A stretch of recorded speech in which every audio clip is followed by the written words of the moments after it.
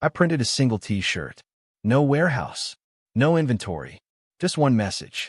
That shirt now makes me over $12,000 a month. While I sleep. While I walk my dog. While everyone else is still stuck chasing promotions that don't fix their emptiness. And the best part? I didn't even mean to start a business. I just wanted to say something real and see if anyone else felt the same. I wasn't broke, but I was running on fumes. Waking up in a house I couldn't afford. Wearing a badge that once meant something. Scrolling Slack threads while reheating the same cold coffee for the third time. That's the trap no one warns you about. When everything looks fine from the outside, you stop noticing how hollow it feels inside. And one morning, mid-scroll, I read this post. Being tired all the time isn't normal. It's just common. I froze. Because that was it. That was exactly how I felt. And when I shared it, people reacted fast. Comments, likes, DMs from strangers. Not because it was clever, but because it was true. So I did something weird. I opened Canva. Typed that sentence in a bold font. Put it on a plain black shirt. Not to sell. Not to go viral. Just to wear it myself. To remind me I wasn't crazy. That shirt felt louder than any words I'd said in months. And then someone at the grocery store asked, "Where'd you get that?" Not what does it mean? Not why are you wearing it? Just, can I get one? That moment? That was the shift. It wasn't a product. It was a reflection of how they felt, of what they couldn't say out loud. I wasn't building a clothing brand. I was giving shape to a quiet truth people already carried. That's when it clicked. People don't buy logos anymore. They buy identity. They buy permission to be honest.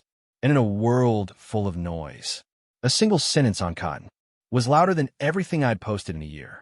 That's how it started. One shirt, one truth, and thousands of people silently saying, "Me too." I listed it online. Simple mock-up, clear message. And waited.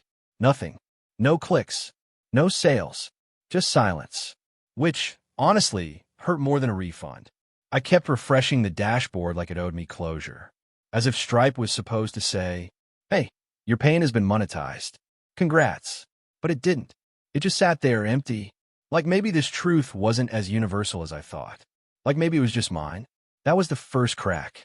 The kind of quiet that doesn't just make you doubt the product. It makes you doubt the part of you that made it.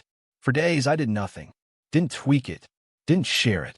Just sat in the weird space between this meant something and maybe it didn't. Then one night, I revisited the listing. Not as a seller, as a customer. And that's when I saw it. It read like marketing, not like truth. I'd written what I thought would sell, not what I had actually felt. So I deleted every line. Started over. This time, I wrote like I was texting a friend who needed to hear it. I typed, "You're not lazy. You're just tired of pretending. This shirt isn't for everyone. It's for the ones who whisper, 'I can't do this anymore,' and still show up anyway." That was it. No buzzwords. No hype. Just a mirror held gently. I published the update. Didn't promote. Didn't post. Didn't even hope. And then it happened. I got the notification at 2:17 a.m. New order received. One shirt. Same design. But this time with the right words. It wasn't a sale. It was a signal. Someone, somewhere read that line and said, "Me too." That's when it clicked. The shirt hadn't failed. The message had. Not because it was wrong, but because it wasn't raw enough. And in this country, in this culture, people are starving for something that doesn't feel polished. They're not looking for brands. They're looking for someone to go first, to say the thing they've been swallowing for years. And if that someone happens to print it on cotton, even better, because now they don't have to explain it. They just wear it. After that first sale, I didn't feel excited. I felt seen, not because I made money, but because someone read that sentence and felt less alone. That was the moment I stopped thinking like a creator and started thinking like a mirror. What else were people out there carrying quietly? What else were they tired of not saying? So I stopped designing shirts and started writing truths. No logos, no clever fonts, just sentences people have been dying to wear. It's not that I don't care. I just don't have anything left. I didn't change. I just stopped shrinking. Being fine is exhausting. And they sold. Not fast, not viral, but steadily, predictably, like little signals passing through a sea of noise. I noticed patterns. Teachers bought the shirt that said, "You can't measure what I'm keeping together." Single moms bought the one that read, "I'm doing my best. Please stop asking for more." Tech workers, burnout, overzoomed, and underslept, chose the line. I left the meeting. I just never told anyone. They weren't buying fashion. They were buying permission. A way to exist in public without having to perform. That's the part brands keep missing in this country. They chase cleverness, virality, aesthetic. But here's the hidden truth I learned from watching these orders trickle in.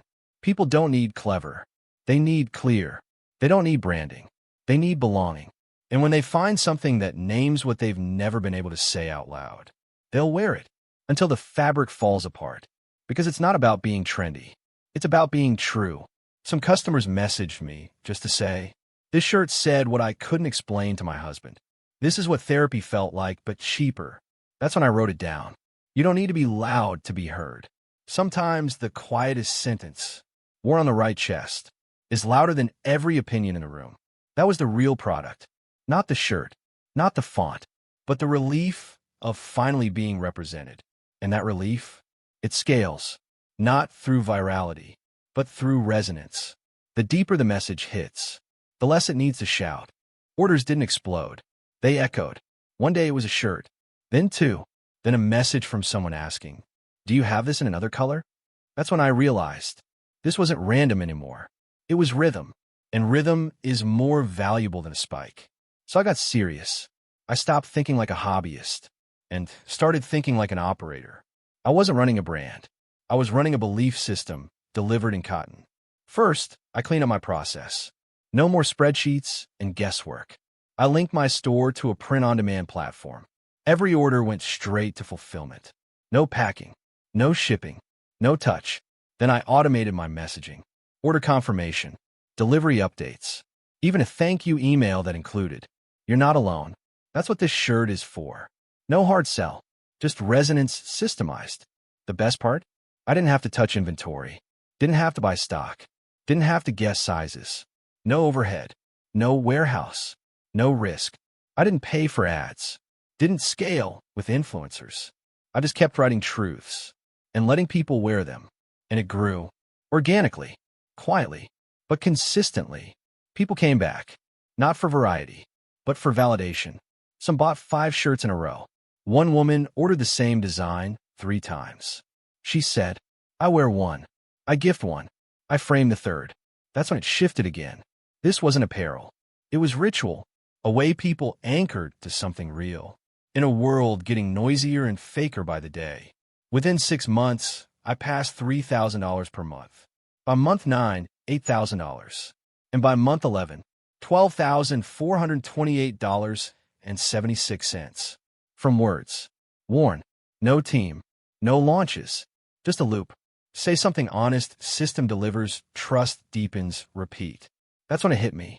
I wasn't selling a product. I was maintaining momentum. I wasn't pushing. I was allowing.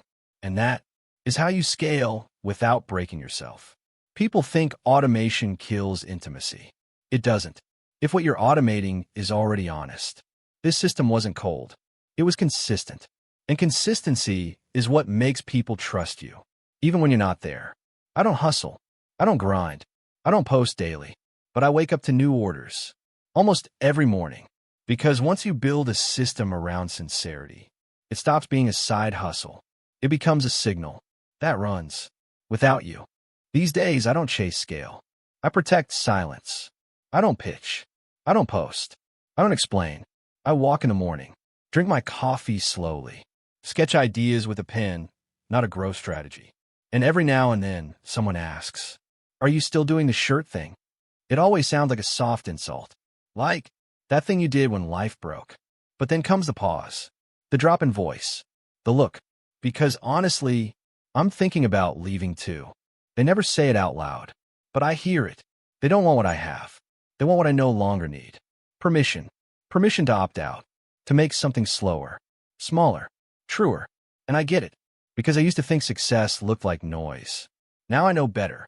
It looks like inboxes with messages like, "I wore your shirt when I walked out of my job. This shirt gave me the courage to speak up in a meeting. My son saw me in it and said, That's how I feel too. That's not commerce. That's contact. Through cotton. At some point, this stopped being about income. It became about impact. I wasn't scaling a store. I was sustaining a signal. Because every time someone wears that line, and someone else sees it, feels it, recognizes themselves in it, I'm no longer part of the transaction. I'm part of the transmission. I sell identity, not clothing. And the irony? It all started with burnout, with not being heard, with just wanting to say one thing. That felt real. So I said it, printed it, wore it, and people paid to feel less alone. Not because I was clever, but because I was first. And maybe that's the real blueprint. Say something true. Let breathe. Then build a system that never dilutes it. No brands. No influencers. No noise. Just one message. On one shirt. Worn by thousands. Who finally felt like someone said it. Before they had to.